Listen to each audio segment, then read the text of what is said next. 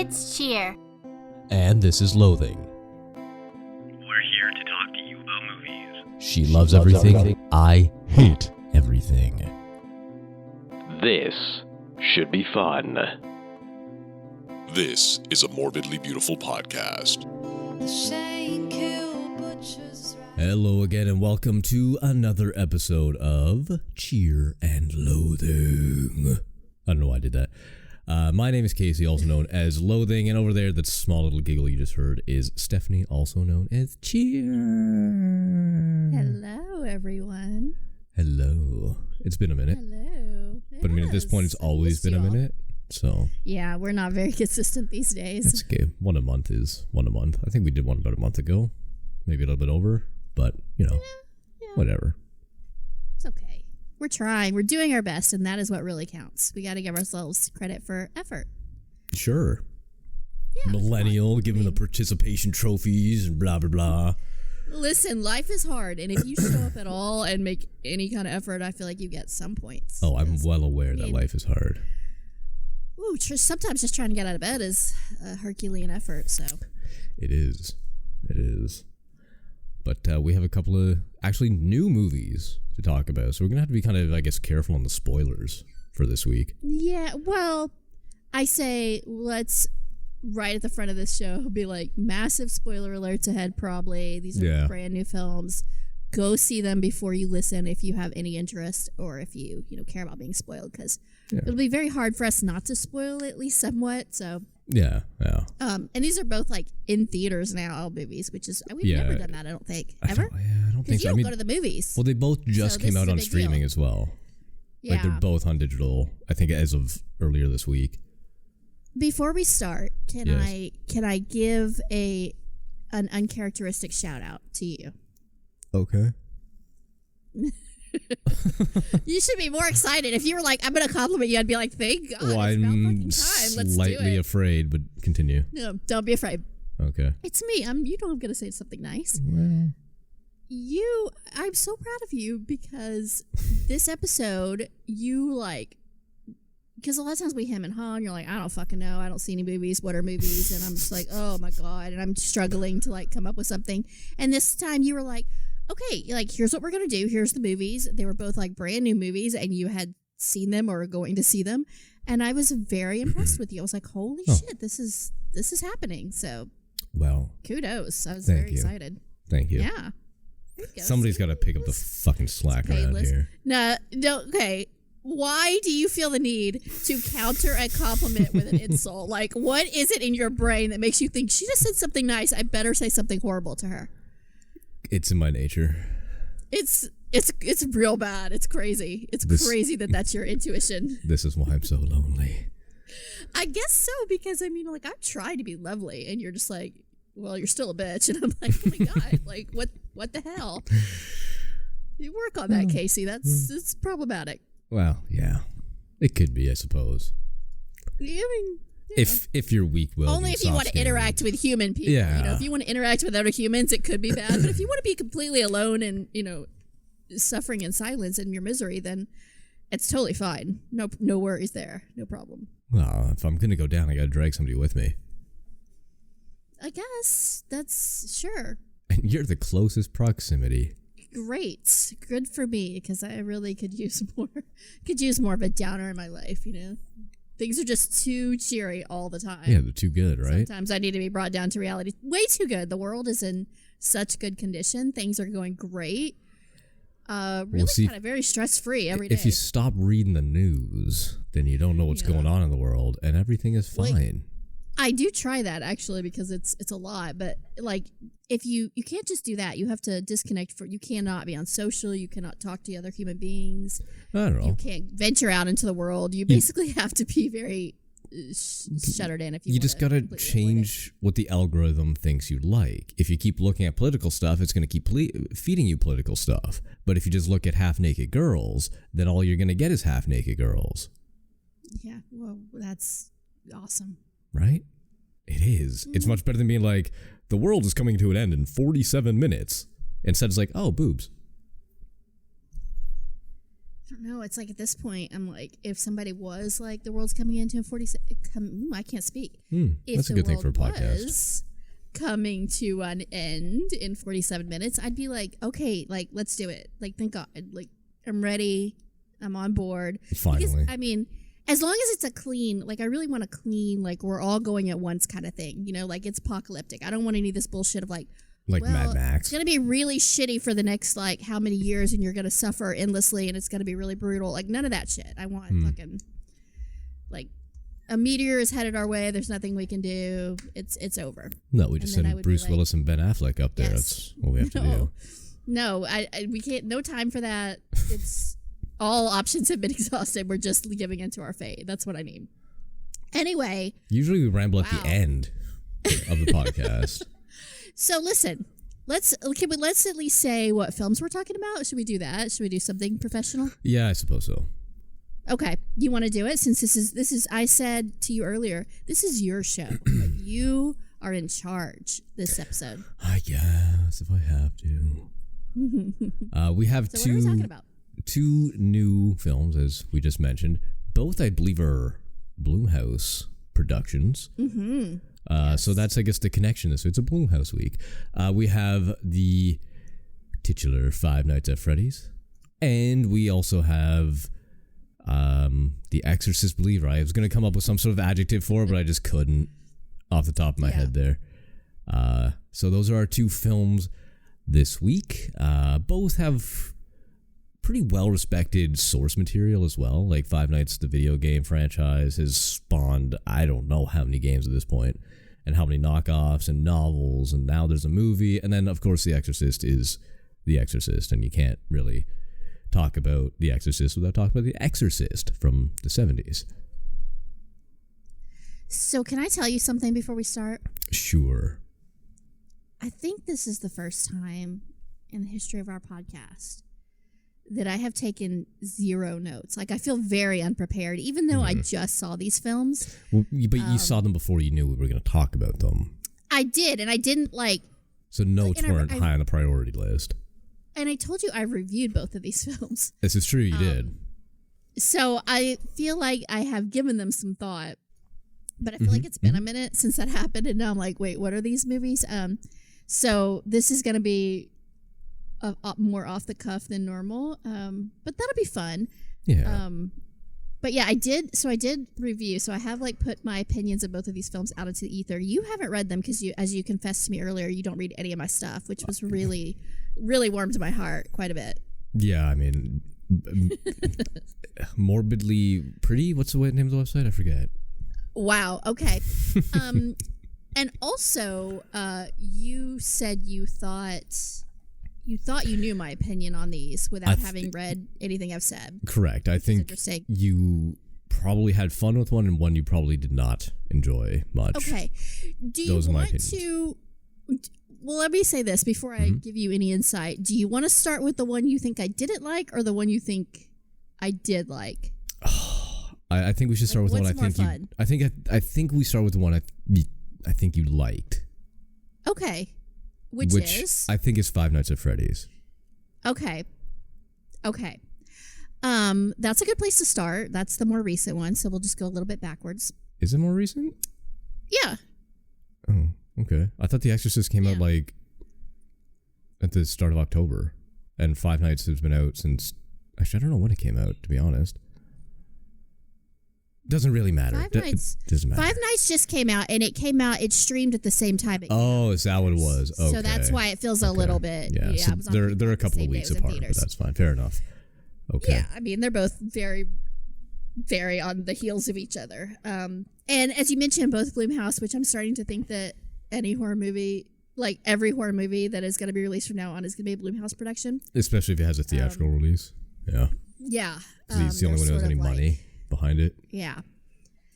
Which I wrote about this in my review of Five Nights, which we'll get into a little bit, is like the whole Blumhouse thing, but we can get into that. Sure. But before we start, let me ask you a question. Do you have a history with this franchise? A soft history, you could say. Okay. I never played any of the games, but I've watched people play the games and review the games and all that sort of stuff. There's too much going on for my brain to be like, I just can't like function with this style of game. But I watch people play video games all the time. I love Twitch and YouTube. Like I watch Let's Plays all the fucking time for games I want to experience, but I don't necessarily want to play myself, if that makes sense. There's a ton of games out there like that. Like, I think it makes sense to some people. Obviously, there's a market for that. It doesn't make sense to me because I don't quite get it, but yeah. Yeah. My logic behind it is when I'm very particular about, I mean, you know this about movies, but the movies I watch, the games I play, the books I read, stuff like that. Like I have to be super into it. And I might not be super into a game like Five Nights at Freddy, but the lore behind it and the story, and that's something I can experience without playing it. Because when I play games, a lot of the time I end up like wanting to rush through it. I get to a point where like, okay, I've the mechanics I've got down. Like the gameplay is now just a loop until you get to the end of the game. But if I'm watching somebody else do that, I can experience more of the atmosphere and setting and all that kind of stuff. So especially with horror games, I like to do that a lot. Because like horror games, I enjoy, but I don't really have the urge to play, which is weird. But anyway. I just want you to know I'm gonna really struggle to be on my game this episode because there's a fucking bird in the background and it's really distracting. I know. I told you I can't hear myself think. I told you I moved my setup and there's my little bird about 20 feet behind me. So I swear to God, if that was me, and I would be losing my shit. Oh yeah, 100%. You'd be like, "This is ruining the podcast, Stephanie. What the fuck? Do something with the bird." I mean, I can cover him up if you want. And no, it doesn't bother me. Put him to night sleeps. It's atmospheric. I think that's something that's. Sorry, no, just can't. Okay, you're laughing at your own joke. My mind really. Right? Somebody's got to, you know. Yeah, it's true. It's true. This game is so interesting because, like you mentioned, the lore. Like this is a very like Friday Nights at Freddy's a very simple game. Like, very simple mechanics, very simple premise. Yeah, but the lore is bananas. Like there is so much craziness behind this game that I think this movie going in has like a challenge because it's trying to recreate some of that as well. Mm-hmm. And it's trying to kind of be a film that is very respectful of the fans who, like, there's a lot of Easter eggs. There's a lot of, like, nudge, nudge, winks, winks throughout this for people who do know Five Nights at Freddy's and know it really well. But they're also trying to, obviously, introduce this franchise to a new audience. It does skew a little bit younger. It is trying to be like, hey, it's okay if you don't know anything about this game other than you kind of know the basic gist, then that's totally cool. Like, come in and we'll indoctrinate you into the world. That's one way for it. So, I guess, and I think that. I mean, the franchise also. I just want to point out the franchise because you said it's skewed towards the younger people. The franchise is about 10 years old at this point. First game was released in 2014, so I mean that's not. Well, I guess that young. And no, but what I'm saying is the film, because that's the thing. It's like the people who are pretty obsessed with this game are a little bit older. They're like in the 30s. They're for a while. They're like, old like me. Whereas the movie, I think, really catered to a younger audience that probably isn't all that familiar with Five Nights at Freddy's, other than maybe sort of they're aware of it, but they're not. I mean, I guess as young as you can put a horror. I mean, it's PG-13, which is weird because I mean, there's quite a bit of gore in that. And disturbing imagery. Well, there's the one scene where the girl gets bitten in half by the robot, and then you see her body fall apart. But I feel like it's very. I mean, it's the same rating as fucking Avengers, for Christ's sake. I don't know your point there. Well, I mean, this is supposed to be like. Well, no, I'm saying like there's more in this than there is in that in terms of what I would consider like adult themes. I think it is, and this isn't an insult at all whatsoever, but I do think this factors into some of the early reception. Is that I think it's a gateway horror is what I think is the best way to describe it. Where it's like, those films we watched when we were younger that were scary enough that definitely had horror elements, but they weren't they were not so intense that we couldn't watch them at a younger age, that we weren't allowed to watch them. And they sort of introduce us to like, ooh, I think I might like horror. I think this is designed as that. And so I think that, and I think I think we need films like that. I think films like that are very important. They have a very important place in the pantheon of our, the world of horror, and also like how we came to be horror fans. So we have a lot of like respect for these kind of films. But a lot of times like hardcore horror fans that have been watching horror for a long time see films like this and they get really like annoyed by the lack of, like, as you mentioned, gore and blood and real scares. So because I think that Five Nights at Freddy's has a reputation for being a very scary game, but it's only scary because it's so immersive. Well, it's also very jump scary, right? Like, it's not, the atmosphere isn't particularly, it's not like a Silent Hill or something like that. It's very much like you're watching the monitors and all of a sudden, boom, no warning, there's a fucking monster in your face. Like, that's it, game over. Which, if you were trying to recreate that in a film, that's very hard to do. It's hard to do, like, absolutely, yeah. Yeah. But it does have that level of terror. Yeah, but it does have that lore behind it, as we were talking about. Yeah. And so this game caught fire mainly because of two people on the internet. Do you know who those two people are? MatPat is one. And Markiplier? Markiplier is the other. Good job. Yeah! I'm proud of you. My geek cred is strong. Yes. And one of those people features in the film. Oh, I know. And that made me, I marked out like fuck on that one. I was like, oh my God, it's him. And then Can I tell you something? Yeah. Oh, go ahead. Sorry. No, I didn't mean to interrupt. I'm sorry. No, and then he does his catchphrase and I was like, oh, that's fucking cool. So I went to see an early screening of this. Was he there? And no, this isn't a very cool story. Just let me preface that. It's coming from me. Don't get your hopes up ever when I start a story. But I'm like, oh my God, let me tell you something. It's going to really be very underwhelming. No, I was at the screening, and when that scene happened, my audience lost their fucking mind. It was hilarious. Like, it was really fun to, which is why I'm always like, guys, go see movies in theaters. I'm not going to go down that like preaching aisle that you hate, but it was so much fun because if I'd have watched it at home, I'd have been like, oh, that's fun, you know? But like being in an audience where everybody was like, like audible gas and cheers and like the President of the United States just made like a cameo in this film, like, and it was so much fun to watch. And I was like, and I want to tell you something, like I watched that screener and afterwards, because it's like it's before like when the audience sees it. And then the reviews started coming out, and because I watched it thinking like people are gonna love this because like my audience had so much fun with it, like there was so much energy and enthusiasm.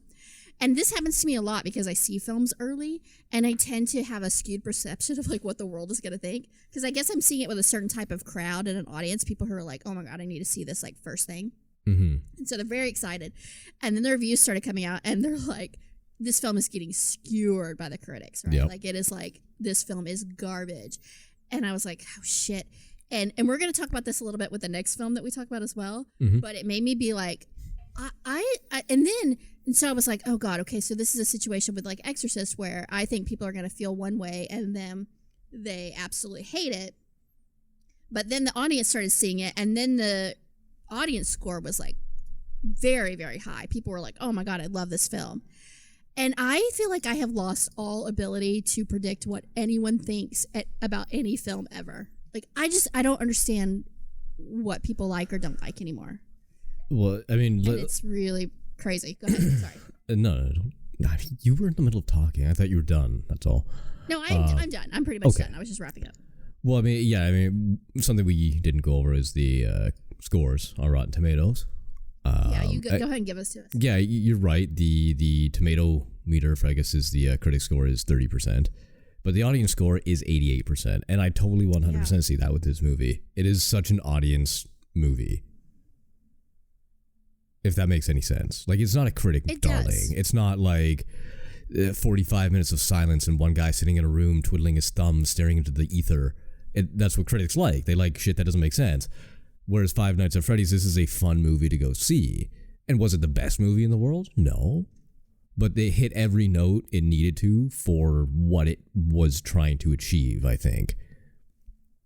and I assume they'll make sequels about this because there's fucking 9 games or something like that, and then there's spin-offs, and there's the sister locations, and then there's the novels which go even deeper into the lore, and yeah. And did you see how much money it made? Like it broke all the Blumhouse records. Oh, I didn't actually see that. And so if that wasn't already planned, oh fuck, it made $80 million. They wanted to do a franchise like from the beginning, but they definitely will make a franchise now because it cleaned up. Yeah, and I think part of that reason is like Jason Blum or Blum. Is it Blum or Bloom? Whatever. I say Bloom, but I actually don't know. Whatever. He also had. No, look it up and see how you pronounce his name. Oh my god. Let's be factually accurate. Okay, well, while I do that, him and the creator of the franchise were producers on it. Yes. Well, and this is why this film has taken forever to come out. Like, it has been something that people have talked about for years and years and years. Like, oh, they're working on Five Nights at Freddy's. And it is Bloom, by the way. Okay, yay! The creator, like co-wrote the script and was like a producer on it. And he had a version of it, and then didn't like it and wanted to redo it, so it kept getting delayed. I heard about that. Changed direction on it. But yeah, he was very heavily involved, and it was really important to him to like get the lore right and all that stuff. So, that's why I say it's definitely a film made for fans. It's kind of a love letter. Yeah. Which is why I wasn't sure. It's really hard with films like that to know how. First of all, people who are hardcore fans are a tough audience. Being a Marvel fan. It's like it's really hard to please them because they're so like they know everything and they're super. It's really hard to translate all of the crazy amount of lore and everything that has gone into this franchise into a single film. And then second of all, there's a lot of people watching this that aren't super fans, and how would they respond to a film with like very little backstory? Right. Like how does this resonate with them? And that was hard for me too, because like I'm somebody who, now I wouldn't say I'm not like a super fan. I don't like read all the like literature and watch all the videos and all that kind of stuff. But I definitely like am pretty familiar and have played the games and have an affection for this franchise. So I guess I'm somewhere sort of in the middle. With all that said, I really enjoyed it. But again, like I sometimes find that I'm not sure how accurate I am when I go to these screenings and I'm like, oh my God, this is so much fun. And then the reviews come out and people are like, this isn't a fucking abomination. I'm like, oh Jesus, like, did we see the same movie? Like, what the hell happened? And I think so much of it depends on how you see it, your kind of frame of mind, the audience experience. I think there's so much built into that, like seeing it with other fans, that elevates the experience, that sometimes it's hard for me to know like how much that, take all that away, what would the experience be if you were just kind of watching it alone in your living room? Right. Is it the same? And that's how you watched it, right? And that's not a judgment, but I'm just saying you had fun with it watching it kind of alone in your living room, right? Yeah.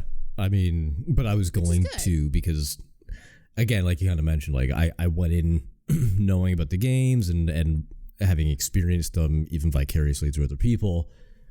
So I kind of like knew what was going to go on. Like the little twist at the end was still kind of cool, because I don't think that's like legit. I mean, that's partly part of the lore, but I don't think that's like the main like thing. Taken from a lot of different sources. It's like blended. Yeah. I mean, anyway, like I don't want to spoil a whole lot, but I mean the twist, quote unquote twist, if you aren't familiar with the lore, is pretty. You're like, oh shit. Okay, yeah, I can see that being kind of out of left field. But it was, I mean, the movie was, like you said, it kind of reminded me a little bit of Scary Stories to Tell in the Dark. That kind of genre of horror. And when that movie came out, I didn't like it, but it has grown on me a little bit since then. And it's like that introduction to horror, right? It's for like maybe the young teen who's really never experienced or hasn't been able to experience horror in the same way that maybe we did growing up, because like parents and strictness and whatever, like our parents didn't give a shit what we did. So I don't know, it just feels, it was a good movie. It wasn't great. It wasn't bad. It was good. It was an enjoyable watch, and this is one of those movies I can find myself, or I can see myself just putting on again. Maybe not watching it, but it would be a nice background thing, or like it's a non-offensive movie, if that makes sense. Are we seriously going to just like agree and be docile during this podcast? Because I really thought there'd be fireworks, given the nature of these films, and we're just like, yeah, it was good, yeah, and it's really weird, and it's making me uncomfortable. Well, like I said, I had a feeling we would agree on this one. The next one I'm not 100% sure on, because based on what you said, it sounds like you liked it. Well, we'll get there. Do we feel like we want to say more about Five Nights, or do we want to jump over to Exorcist?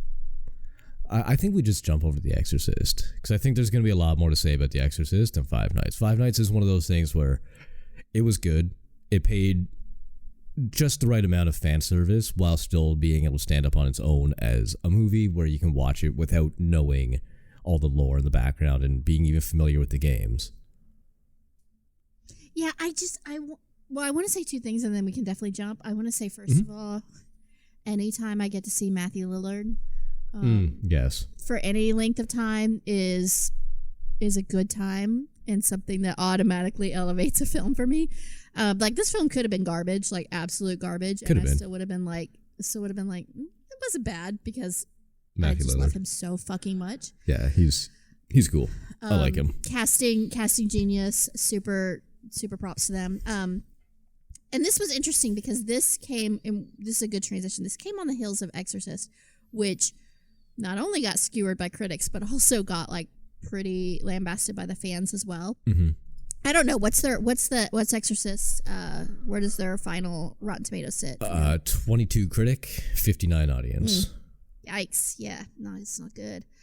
And I feel like and especially after like Halloween, I feel like there's a bit of a Blumhouse backlash happening, where because they have their hands in everything and they're touching a lot of sort of sacred properties, and I feel like when anything gets too popular and too big, there's this inevitable like, oh, they just suck now. Like overnight, everything just sucks, and this is garbage. That happens with like musicians, artists, like filmmakers, everything. It's just like they're too oversaturated, and it's too much, and people are just like, fuck you, and they start to hold like certain films against.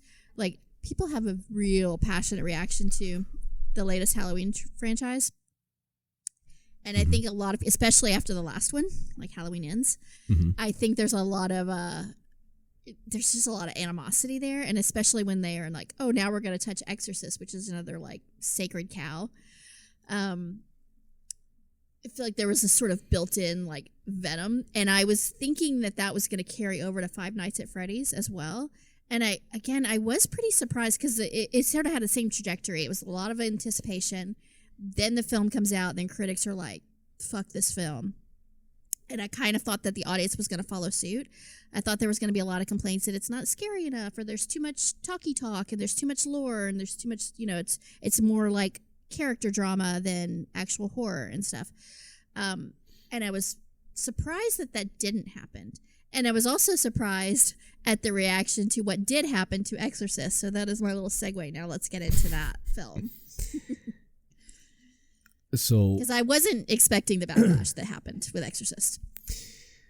Kind of on I just wanted to say this one little point about the yes, getting the backlash from, or expecting backlash because Blumhouse is doing like all sorts of, like you said, have their hands in all sorts of different pots that are kind of like, you don't really need to touch that. While like you and I, like I'm nowhere near as in depth into movies and stuff as you are, but I still like understand production companies and shit like that. I would say the average viewer doesn't really give a shit. Like the average person who's gonna go see these movies isn't gonna come up and be like, oh, it's a Blumhouse, it's gonna suck, or it's A24, it's gonna be artsy, or whatever. Like they're not thinking that. So like the backlash would be a very small minority, and like a critic backlash mostly, I would say, which is probably why the audience score for Five Nights at Freddy's was fairly high, Because they did, like, the average audience member is going to be like, I don't know what that is. Can I just say one thing? So good. We are going to fight a little bit, which is great because I miss it. I disagree with you, and let me tell you why. Because you're talking about horror fans. Like, you're not talking about, like, the average, just everyday, like, moviegoer. You're talking about horror fans. And horror fans, I mean, I don't know. You don't spend a lot of time on social. I do. Sadly. Well, no, but this is what I'm talking about. This is, like, you're talking about it's not just horror fans who are going to see these movies. I mean, it mostly is. Who else is going to see Exorcist? When was it? Okay, so you go a lot of like, pre-screenings and shit like that, right? When was the last time you went to a movie with general public? I go all the time. To see specifically horror films? Yeah, I don't just go to screenings. I mean, I go to a screening when I can, but I can't see a screening all the time. Say is, like, my experience in going to theaters, which isn't a whole lot because I hate people. I haven't been to a movie since probably Avengers Endgame was the last one where I went where the audience actually had a reaction to anything that was going on screen. Well, yeah, I mean... like, and even hearing the murmurs and the people talking in the background, like, yeah, it was all right. And then they go home. So I'm like, oh my God, another fucking miraculous film by the people over at Blumhouse. It was amazing. I can't believe Jason Blumhouse pulled this off again. Like, I don't hear that. Like, that's not the murmurs. But it's just like people... Like, laughters and gasps and screams and stuff during certain points. No. I mean, I understand there's not a lot of, like, there shouldn't be chatter going on because fuck you, keep your mouth shut. No, but there's no reactions. Like, even when during... But you're in Canada. Maybe they don't have emotions there. It's just cold and wintry up here all the time. We all got the they're all seasonal just little depression. Casey sitting there going like, I hate everything. Everything sucks. God damn this movie. God damn the world. But what, again, I'm just saying, like, I don't know how much... like, I'm not saying nobody, but if there's a theater of 300 people, I would say maybe 20 are going to be like, oh, it's a Blumhouse picture. The rest are going to be like, this is a movie. It's date night. I'm going to get a hand job in the popcorn bag. Like, that's the sort of stuff that's... Oh, God. I am watching the wrong movies, I think. I think when I say audiences, though, like, I'm specifically speaking to horror fans when I talk about, like, Blumhouse and stuff, because I see so much vitriol on the internet. Because, so much, like, and it is people who are passionate about horror, and I think anybody passionate about horror definitely fucking knows Blumhouse, and they definitely know every, like, when a film comes out, they know if it's Blumhouse, they know if it's A24, they know if it's like Warner Brothers or something, like, and that's just, that shit matters. And so I am not talking about, like, the average everyday moviegoer, because I feel like, first of all, this podcast really isn't for the average. This podcast is for people who are passionate about horror, right? And but I'm trying to represent about horror, the audience, right? Which doesn't necessarily just mean the horror people. It's I don't know. The way I kind of look at it is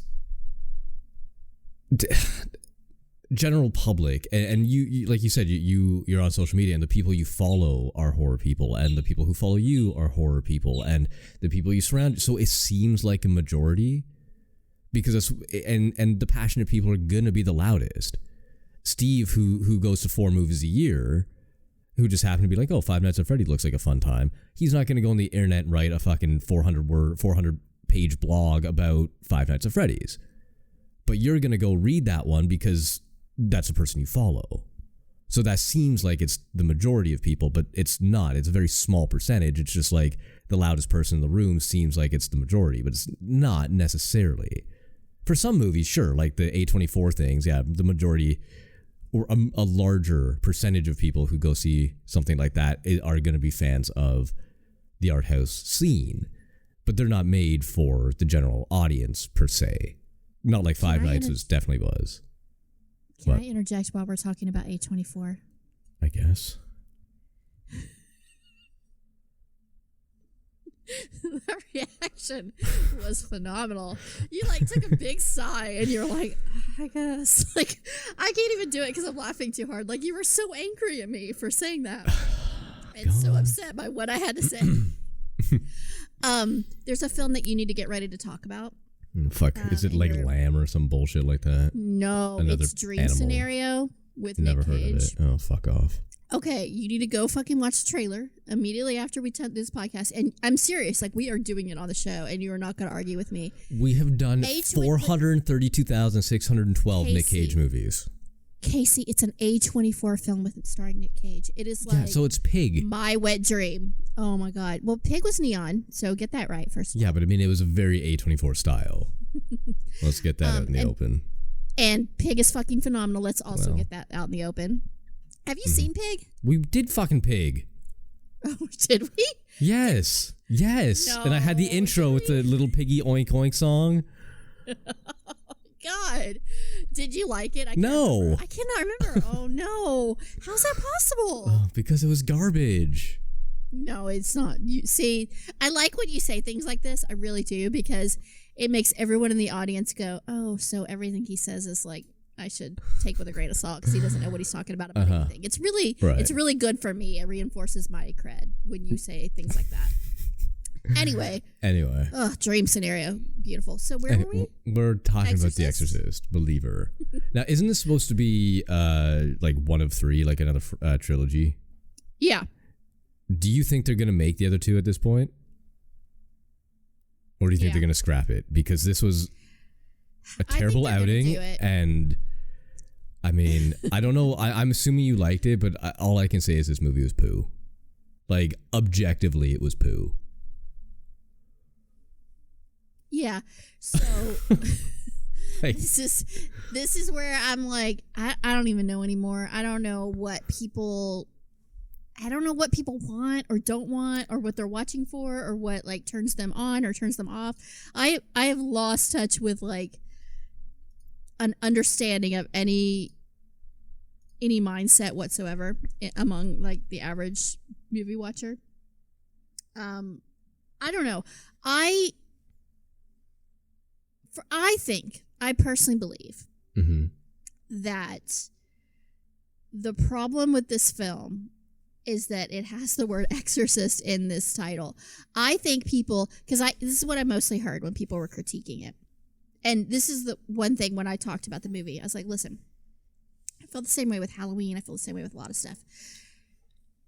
If you go into this film thinking like, okay, well, Exorcist is a perfect fucking film. It's one of the best horror films ever made, which it is.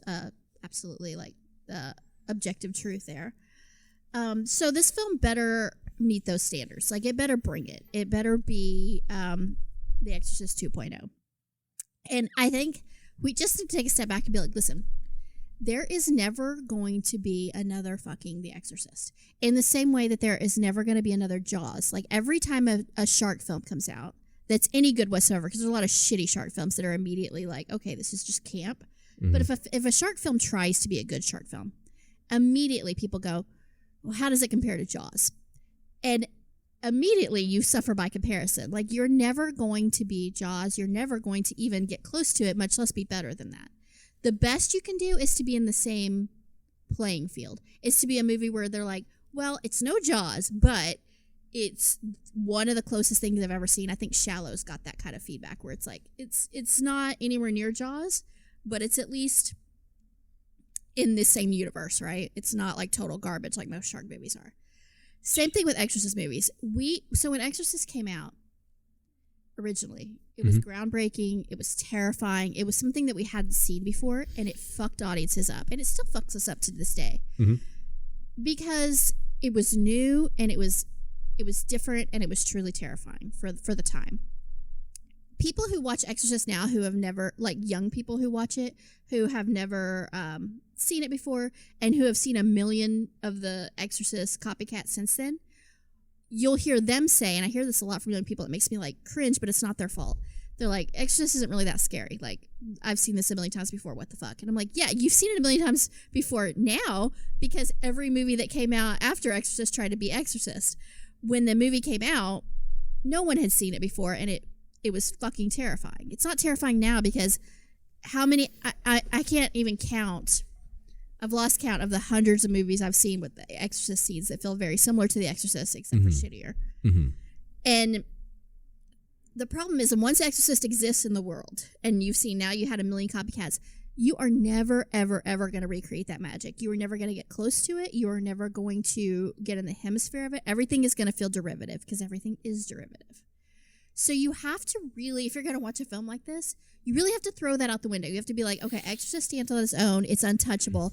This is a film that is inspired by that film, that exists in a completely different universe, that is trying to do something different, because if it tried to just be The Exorcist, it would fail miserably, because it's doomed to fail before it even starts. Even if it's brilliant, it's still going to be a failure in comparison, right? It's still going to feel derivative. So you've got to do something different, and you've got to like mix things up. And I think this film did a really good job of doing something different and bringing something different to the table. And I feel like we got to stop comparing it to The Exorcist, because it's not the fucking Exorcist, and nothing is. That's okay. I'm off my soapbox. I'm gonna let you speak now. I'm sorry. Sorry it took so long. Sorry. Okay, so I partially agree with you.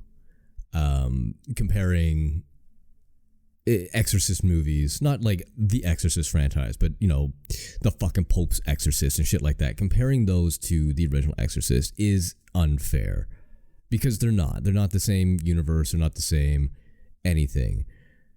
And you're right, throwing The Exorcist in the title fucks this movie hard, because you have to then compare it. And I say have to because I would be like saying you can't compare Jaws 2 to Jaws 1, like you were just saying. Like, it's the same franchise, and this is the same franchise. It's not a different universe. It has Chris McNeil in it. It has cameos at the end that definitely connect. It is the same cinematic universe.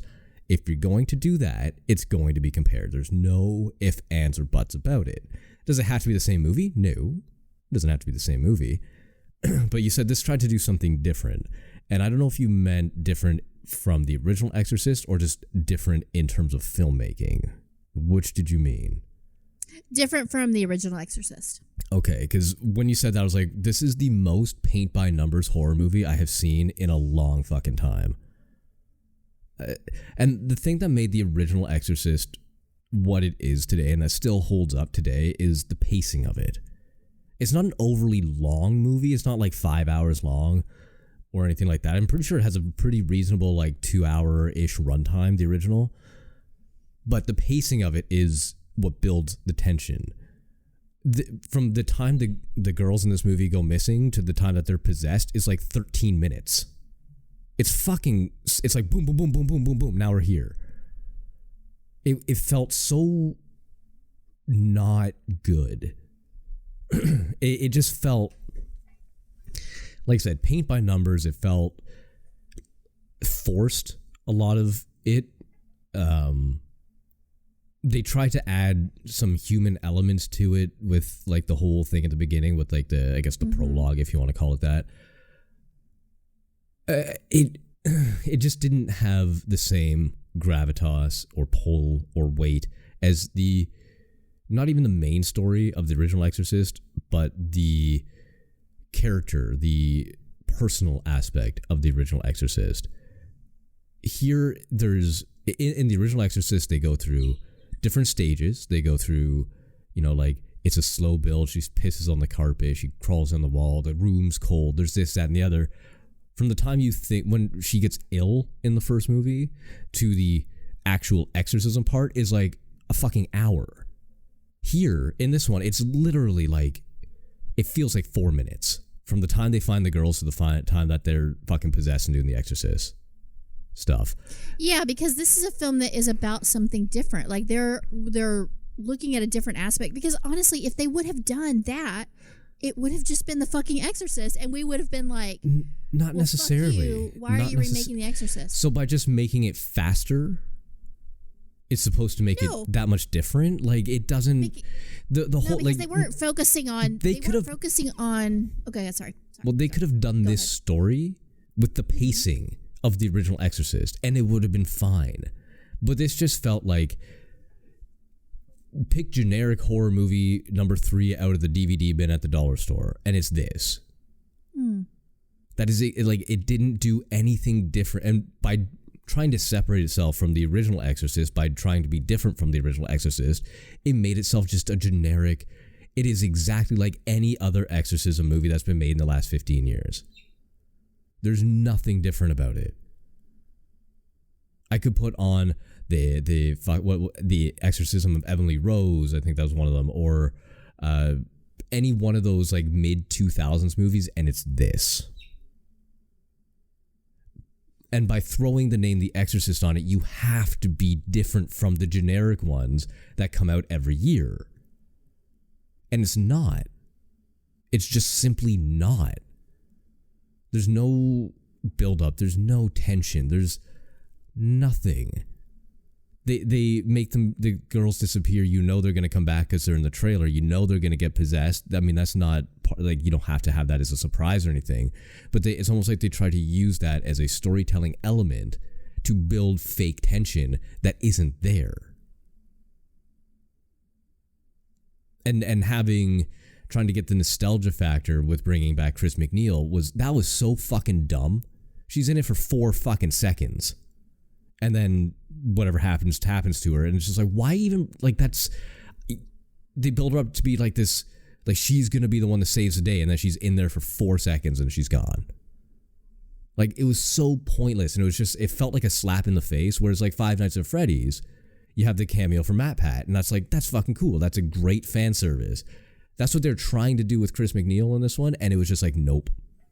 No. I'm like, you better off not even having her in the movie. See, I liked having her in the movie. But why? She didn't do anything. I was like an Uber fan. I think she did. I think she brought... As an Uber fan, The Exorcist is my favorite movie of all time. Well, I'm not saying you're not. I'm just saying, like, I'm also speaking as somebody who... Like, we disagree on this, obviously, but I'm saying as somebody who also is, like, obsessed with Exorcist, like, I have heard your feedback around this. Like, sometimes you have feedback around a movie like Pig, where I'm like, okay, well, you're just fucking stupid. Like, you just obviously don't know what the hell is going on. But in this film, like, you're not saying anything that hasn't been, like, widely said by a lot of people. So I definitely know that this is a pretty pervasive opinion. And I will admit that I'm probably in the minority on this one, and I'm fine with that. But I don't know. I enjoyed Chris in that. I enjoyed her presence. I thought it definitely added something. And I really... which we won't talk about, but I really liked the ending. Like, the very last scene, like, made me, like, just, like... It was so cheesy. Like, yeah, I mean, but you knew it was coming. You had to have known it was coming. I did, but I loved it. I don't know. This whole, like, reinventing franchises and then bringing back one of the originals, like Jamie Lee Curtis, or in the Texas Chainsaw fucking movie that came out a couple years ago, bringing back these old protagonists is getting very, very old right now. It's the new trend, and it sucks. If you're going to do something new and original, do something new and original. Mention them, well, sure. Let me ask you this. Yes. This is a movie we haven't talked about. I don't think. Maybe we did talk about it, and I just don't remember. Oh boy. I feel like I don't know. Like, I don't remember yesterday. But Saw 10, did you end up seeing that? No, I haven't seen it yet. Okay. When you see that, I think we should talk about it because... Well, I know it because it takes place between 1 and 2. Yeah. So it has... And I guess I wanted to know how you feel about... Because that is a very similar, like, all right, let's sort of reboot in a way, and let's bring back, like, beloved characters, and let's sort of wipe the slate clean in a way, but let's also, like, be really respectful of where this would fit in the original time. Like, let's not... I don't know how to describe it. It does this really interesting thing, but I'm very curious what your thoughts are on that. Yeah, I feel like that worked really well, and I wanted to know your thoughts. So I think the best way to do that, and like I said, I haven't seen Saw 10, but I'm assuming all the old, like, it's basically filled with his proteges from the original movies plus himself, right? I assume they have a larger role to play than just to be fan service. Yeah, no, it's definitely a cameo. The Chris McNeil cameo in this and the Texas Chainsaw one, they were literally just there for fan service, and they did them both dirty in these two. But whereas, like, it worked in Halloween because it brought back Jamie Lee Curtis, who as a main character. How pissed off would you have been if they redid the Halloween movies and Jamie Lee Curtis was in it for 45 seconds and then they killed her off or something? It wouldn't be the same. And that's exactly the same thing that they're doing here. They're bringing back an old character just to be like, hey, look, we're connected like us because, you know, back in the 1970s, this was the biggest thing in the fucking world. And people have this nostalgia factor. Please love this movie because we put them in it. Yeah, I get it. I mean, I don't know. I'm someone, look, I've said this before, not necessarily this podcast, but to other people. There's sometimes you watch a film, and it doesn't have to be horror, any film, and you realize that you're being pandered to, right? Mm-hmm. You realize that you're being manipulated, emotionally manipulated. This happens a lot with, like, let's say Disney films, where you're like, okay, this is the point where I'm supposed to cry. And listen, I fucking cry every time at those points that they say you're supposed to cry, but I'm very intellectually aware that I'm being emotionally manipulated, that this is not a organic thing that's happening. This is the point where the writers in the room are like, okay, here we go. Like, the dog's going to die. People are going to lose their shit. Like, this is going to be great, right? Mm-hmm. It works on me every fucking time. I'm very easy to manipulate. I know. But I'm okay with it as long as, like, I'm okay with it because there's sometimes that I want to be emotionally manipulated, right? I'm like, I'm going to go see this movie, this, like, animal Disney movie that is going to make me sob uncontrollably. Like, I'm going to ugly cry. It's going to be embarrassing. Mm-hmm. But, like, I need that. I need that catharsis. So I don't really give a fuck if it's very manipulative because I want to be manipulated. And I feel this way a little bit about these sort of, like, fan servicey things that are happening. I'm okay being manipulated sometimes. Very well aware that it's like a mutual contract between me and the filmmakers where I'm like, I know what you're doing. I see you. I know exactly what's happening here, but I'm okay with it because God damn it, like, do I fucking love The Exorcist and do I love this woman? And is it great to see her again on the big screen even for a few minutes? Hell yes. Just like what I said about Matthew Lillard, like in Five Nights at Freddy's. If he was in that movie for 2 seconds, I would have been like, best 2 seconds of my life. I don't fucking care. Yes, I would have been like, God damn it, you have Matthew Lillard. Like, use him better and use him more. But at the same time, I'm like, but thank you for giving him to me because I love him. And yes, please. And this is how I feel about Chris's cameo in this. I guess we're going to call it a cameo. Is that like, yeah, I get it. You're not wrong. But it's also like, made my heart happy. Is that wrong? Am I weak and vulnerable? Yes. the difference between the Matthew Lillard thing and this is like Matthew Lillard has no connection to the Five Nights universe. It's not like he was. It would be. Well, you know what? I'm not even. They could have put Markiplier in that role, and it would probably been like super cool. I was gonna use him like, oh, I would have been pissed off. It was just him doing that for like 4 seconds and then out. But it would have been also kind of been cool. But I don't even know if just the fact that they built her character up for the 2 scenes prior, because like there's no build up in this movie at all. They're like, oh, it's Chris McNeil, she's an expert, blah blah blah. Now she's here. Why did she take the guy's fucking meeting? She's like a world famous author, actress sort of thing. She's like, oh, some guy from Pittsburgh wants to see you because he thinks his daughter's possessed, which I'm sure happens in her. If that were real life, that would happen to her every 45 seconds. She'd get an email being like, my daughter's possessed, my son's possessed, my dog's possessed. Can you help? So why did she just take? There was no explanation as to why she decided to be like, yeah, this is the one guy I'm gonna help. It just seemed very far-fetched and lazy in terms of like storytelling, almost like a Deus Ex Machina. Like, we just want to get her in here. How are we gonna get her in here? Oh, she's a world-famous expert who's only gonna talk to this guy, and then have her fucking almost killed off in minutes after she makes a screen appearance.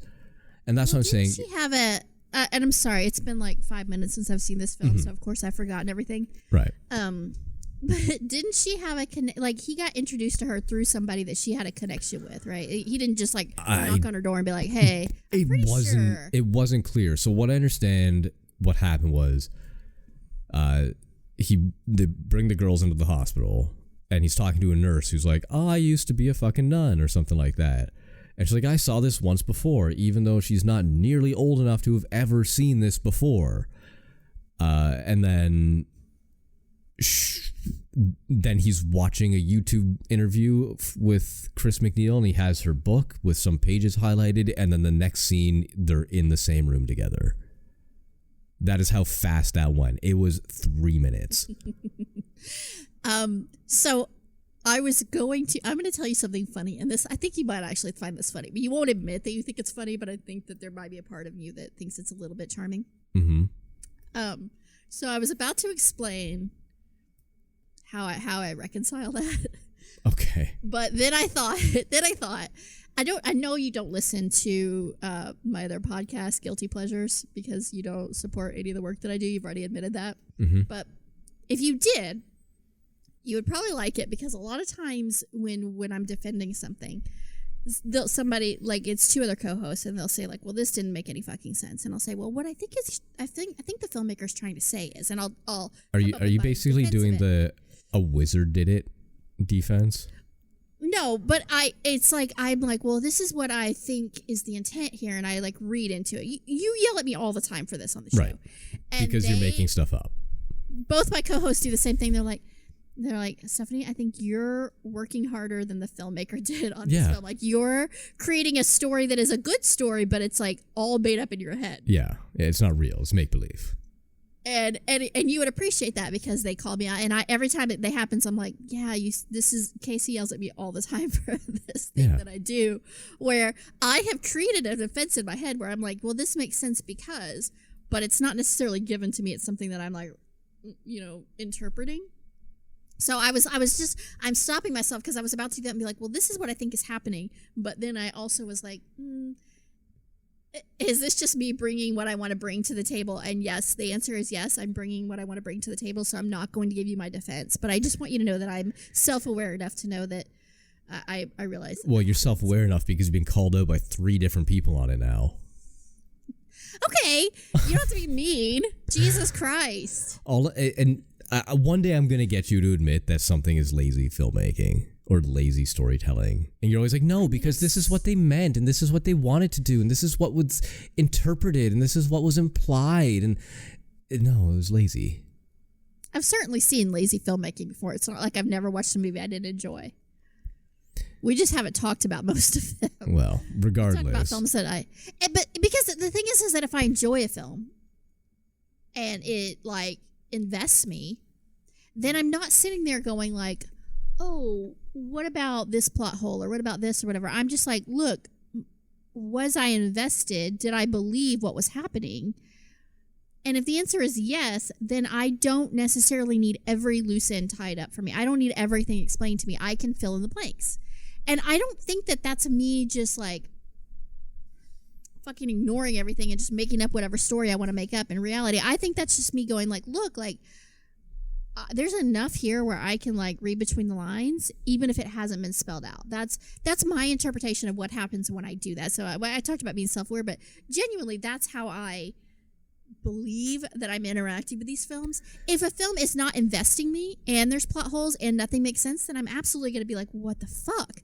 But if I'm invested and I care about the characters and I'm like engaged, then if something doesn't make 100% of sense, I can usually just be like, it's fine. It doesn't have to make 100% of sense to me. Everything else worked for me. So you're saying you cared about these characters? I did, yeah. Give me one of their names. Well, I'm not good with names, so it doesn't matter. Who cares what their names are? Like, oh, okay.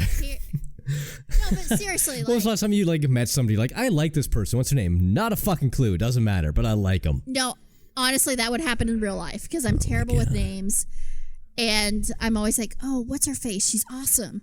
Yeah, I don't know. I don't know any of their names. And like I said, it's been a minute since I've seen this film, so I forget everything almost immediately. I saw it yesterday, and I can't remember their names.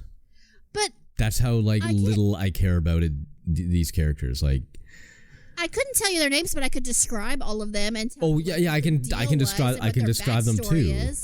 Yeah, they're terribly made up little girls in a chair, and their heads look very swollen for some fucking reason. Do you genuinely think? Okay, back up. Do you genuinely think that the makeup effects weren't good? I do. I think they were. No points. That fucking upside down cross is such a cliche, and it apparently means nothing. like people like quote unquote Satanists and shit like that. They're like, it doesn't mean anything. The upside down cross means fucking nothing. Like it's just an inverted cross. It doesn't mean the devil. It doesn't mean possession. So I need to say something to you right now.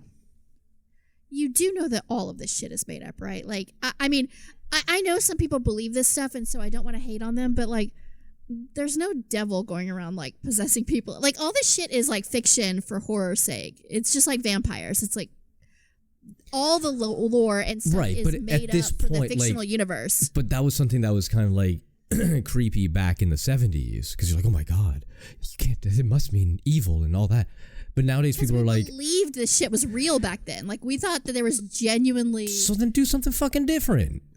Like, do you remember how, like, you don't, I don't know if you do, but like, if you've like, back in my day, like, read history books or anything, it's like, there was a time, not that long ago really, where people genuinely thought the biggest plague in our society was real Satanists who were going around like the Satanic Panic, kidnapping and sacrificing people, and like they were in, like, it was in all of our rock music and all of our video games and all of our movies, that the devil was legitimately like, you know, trying to get up all in our business and fuck with us through our media and stuff. Yes. And that to me is goddamn insane. Like, that is so nutty to me that wasn't just a fringe part of the population who is already always gonna be crazy.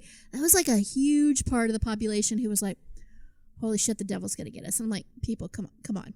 And I guess it's really no different than a huge portion of the population being like, oh my god, like this is God's work. It's like, it's all the same level of delulu, but like this is crazy. This is fiction and all made up for like horror's sake. And so it doesn't matter. Like, it doesn't have to be grounded in reality because there is no reality. You're right. It doesn't. But it's not like it's a fantasy movie where like things aren't based in historical things. Like they use the Bible. They do exorcisms. They go through the whole like rigmarole that would quote unquote really happen in this case or this scenario or whatever. So why use like fake imagery at this point? Why not just go all out and pretend it's all real? If it takes place in the real world, then it should have real world things in it. Despite it being an Exorcist movie where the devil takes control of two girls for some reason. Because one thing I don't know. It's just okay. Yeah. One thing that is real is belief. Mm-hmm. Belief is real. Now, what you're believing in is up for debate whether it's real or not. But the foundation of the belief is real, and people believe this shit like to the very fiber of their being. So it is representing iconography that people associate with evil, whether it is really I don't know if people still do that or not. Associate the upside down cross with evil anymore. I don't know if that's absolutely they do. Well, they're stupid. Absolutely. I mean, it's like that's why it's like a huge part of like goth fashion is like that upside down cross and stuff, because it's representing like a counterculture, or like I am like anti-establishment, establishment being the church. So you know? Pazuzu's just like, fuck the man. Maybe. I mean, honestly, there's a lot. If the devil, I mean, really, well, we could get into a whole thing about like, but basically God is the patriarchy, you know, and establishment. So anything that is against that is counterculture and counter-establishment. And so you could definitely make a case that the devil, I mean, this is what real Satanism is all based on, the idea of counterculture and not letting society kind of tell you who you should be and how you should be. It's not about actual devil worship, because real Satanists don't actually believe in the devil because they don't believe in God. I'm aware. They believe in hedonism. They believe in like taking care of yourself and doing what feels good for you and self-expression and all that shit. So in that regard, yes, anything that the devil, air quotes, is anti-establishment. And so therefore, depending on your perspective, could be seen as the hero or the anti-hero or whatever you want to look at it. Back to the movie. My God, this is so much more fun though. Let's do this. Every time I go off on a tangent, you're like, oh my God, we went off on like 45 minutes about nothing. Why'd you do that? Well, it's because my stuff's a lot more interesting. So is it? Yeah. It's, yeah, objectively. Uh-huh. I can't help it. This is like there are certain buzzwords that you say that will like automatically send me down a 4-hour rampage if you don't reel me back in. Yeah, hence the movie. So you legitimately like this movie? I did. Yeah. Why? But I understand. What was good about it? First of all, I thought it was well made. I thought, like, technically speaking... Sure, but we've gone over this. Unless you have a budget of $4, your movie should look technically good. Because the cameras and shot are so accessible. I'm going to shoot down every one of your points, yeah. Okay, so then that's not fun. Let's just say that I'm wrong and just move on.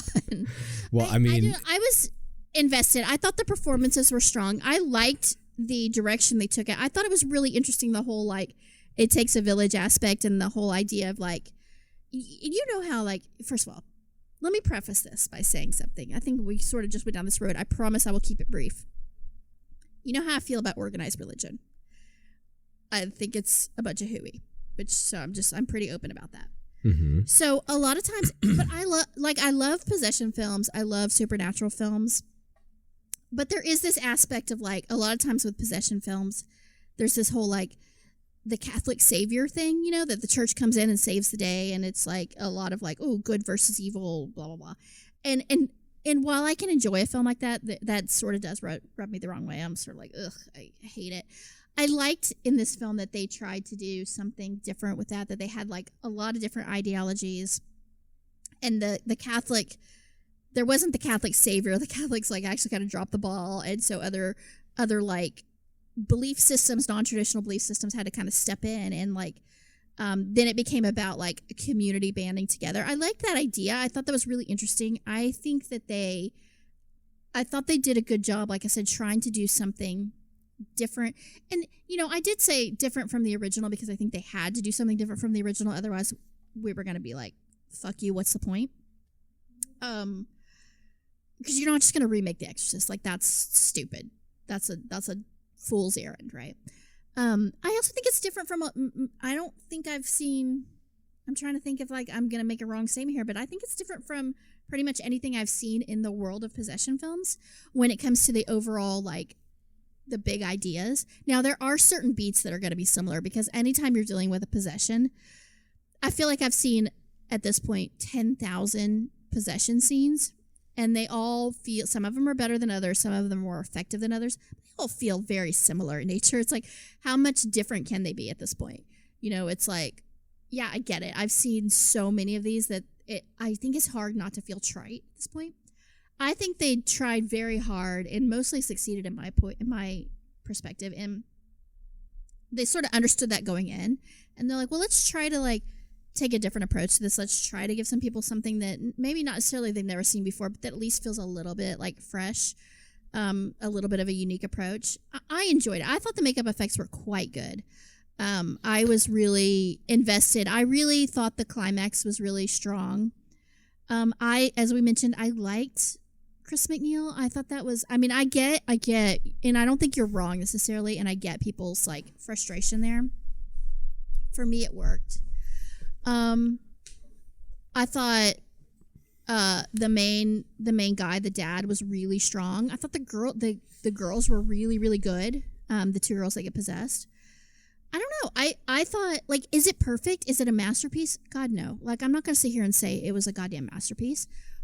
Did I think it was a train wreck? No. I thought it was a perfectly serviceable horror film. And I think it's getting a lot of unfair hate. Like, I think it's fine if you walk away from this film and you're like, it was fine. I think that would be fair. If you walk away and you're like, a goddamn abomination, I don't know if that's fair, in my personal opinion. No. Wow, I choked you up. You can't even speak. Yeah, it was just bad. No redeemable factors to it. Like, you say you like the characters and whatnot, but you can't remember their names. The makeups, I did not like the makeup effects. It just, the girl's head just looked bloated. Like, I don't know how to describe it. They look like fucking ventriloquist dummies. In fairness, I can't remember the names of Five Nights at Freddy's either, other than the animatronics and like William Afton.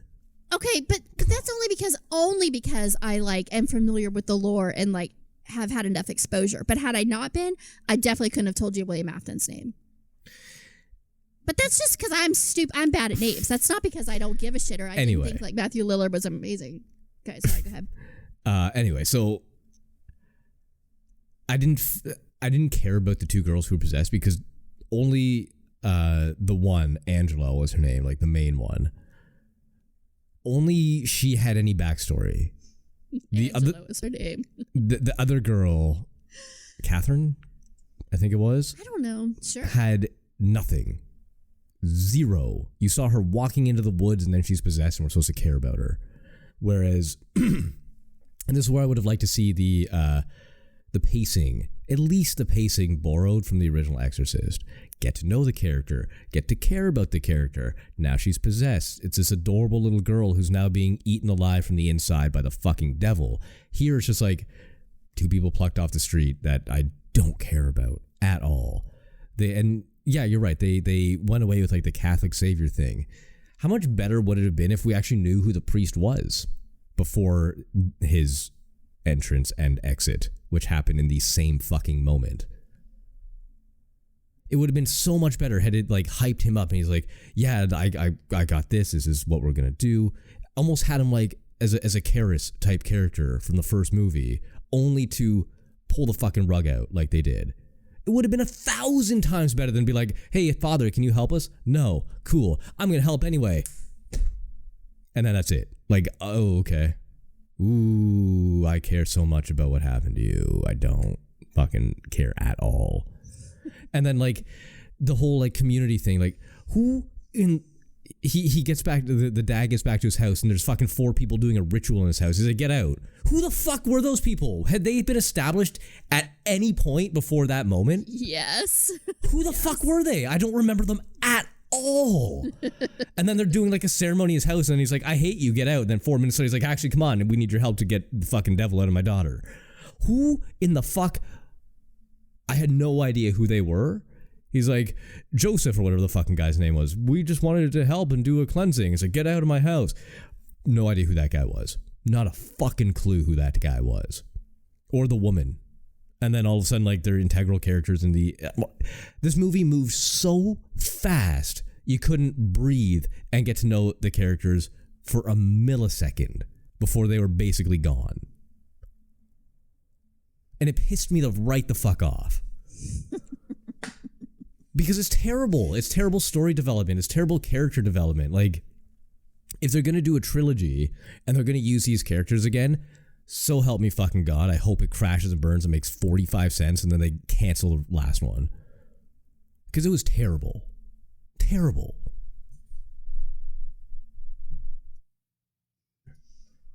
I mean, Casey, I don't want you to hold back. I want you to definitely tell me how you really feel. And well, because this movie originally put me on like an emotional roller coaster before it was released. I heard they were doing it and like, oh no, they're remaking The Exorcist. I knew this was gonna happen, but I don't want to believe it. And then it came out that it's not a remake or whatever. It's a soft sequel or a soft reboot of the franchise. Okay, it's still gonna be probably fucking terrible. And then it was like, oh, okay, it's the Halloween guy. I like the first 2 Halloween movies. The last one we're not gonna ever talk about again because it shouldn't exist. But that beside the point. He did okay with the first 2. I'm like, oh, okay, they're gonna do that whole idea again, and this time, you know, with different franchise. Okay, I can kind of get behind that. Then I watched the trailer and I'm like, okay, I might be able to get behind this. And I got excited for like a day. And then I didn't end up going to see it in theaters because I didn't have transportation, blah, blah, blah, blah. And then I got it on streaming and I was like, I'm so glad I didn't spend more money than I had to on this fucking movie. It was just like low, then high, then low, then high, then fucking crater low. And I'm so pissed off that they did this to the, like, it could have been anything.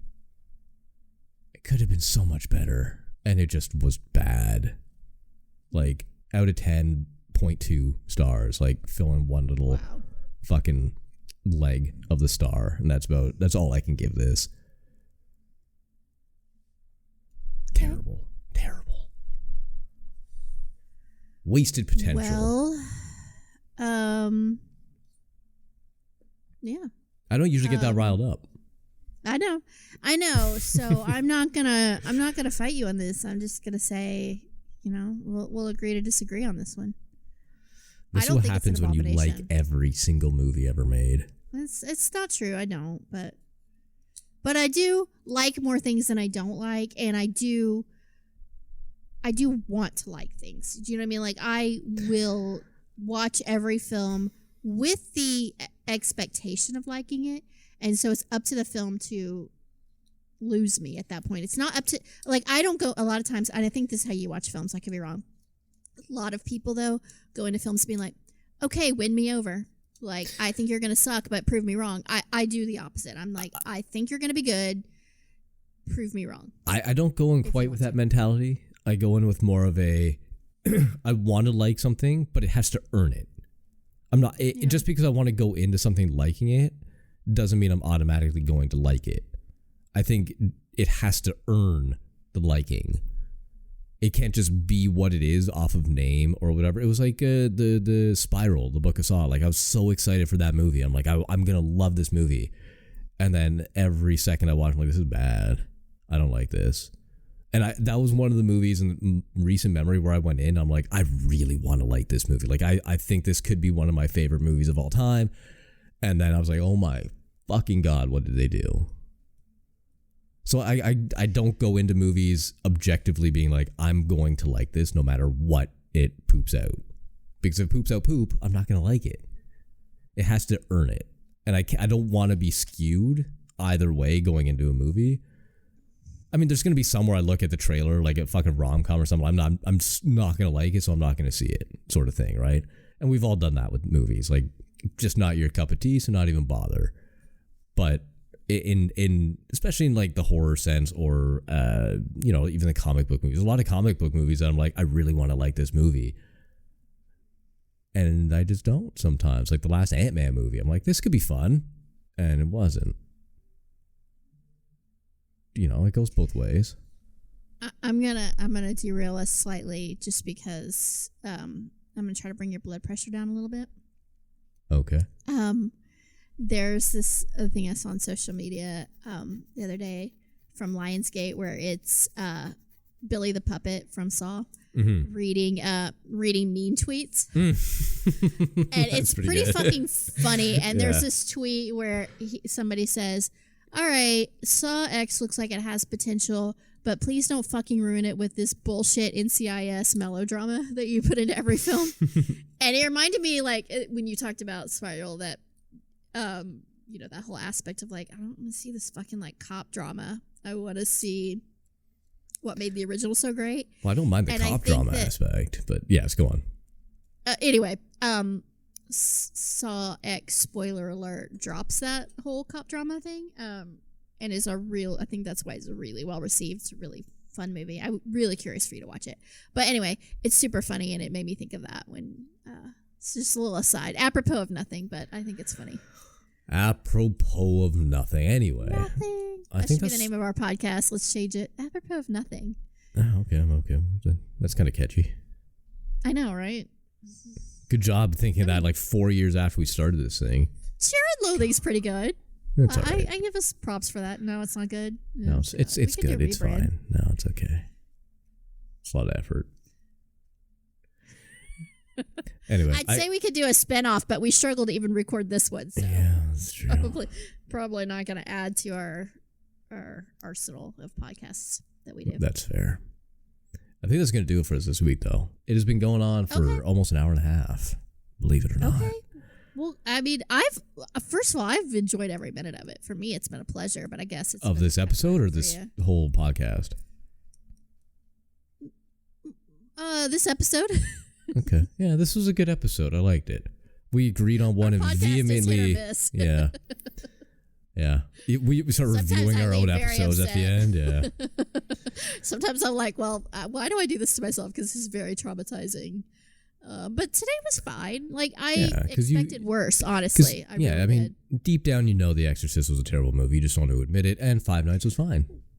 Well, deep down, I knew that Exorcist is very polarizing and that I'm in the minority. So usually when a movie's polarizing, it's bad. Let's just get that out in the open. No, Whenever there's a movie that's polarizing, you look No. at the critic score, it's like fucking 2. Or the audience score is like 2. It's... Well, polarizing a lot of times gets very high critic reviews and very low audience reviews. Yeah, because critics want to just look at a guy sitting in a room smoking a cigarette for an hour and a half and be like, this is fucking masterpiece. Should be in a museum. Well, as much as I generally am like in the critic side, and we argue about that a lot, I am in the critical minority in both of these films. So You are. Because you're... sometimes I don't always follow the crowd. I do my own thing, march to my own drum. That's true. We should revisit Smiley. No. Nope. It's so weird. The one film that I'm like, this is garbage. You're like, I actually really liked it. I'm like, Okay, come on, I didn't say I Casey, really what liked the it. I said hell? it was a fine slasher movie for what it fucking was, full of No. YouTubers and all that. But Anyway, you'll be like, now Party Bus from Hell is a masterpiece. I love it. It's the best movie ever made. to not in any way, shape, or form call it a masterpiece.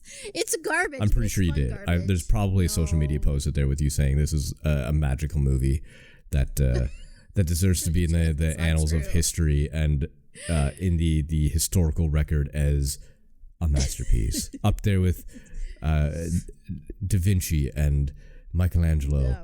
Should be side by side with them because it's a masterpiece. I remember back when you were covering some film fest last year and you posted reviews of these movies, every single one. I took screenshots, which I no longer have because I got a new phone, but there were screenshots. There were 22 mentions of masterpiece in your reviews.